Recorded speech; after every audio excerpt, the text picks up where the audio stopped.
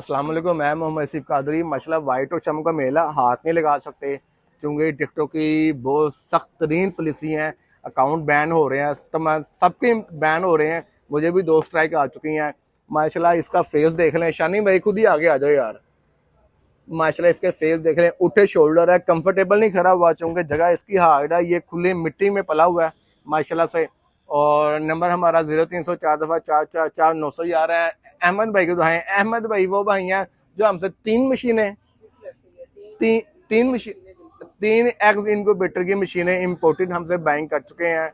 अल्लाह पाक ये मेल को इनके नसीब में करे। इनका लॉस हुआ है, कोई मेल इनको सुखना पड़ गया था, मेल काफी एक्सपायर आपके हुए, लेकिन माशाल्लाह अल्लाह पाक घर में उम्मीद भरी है।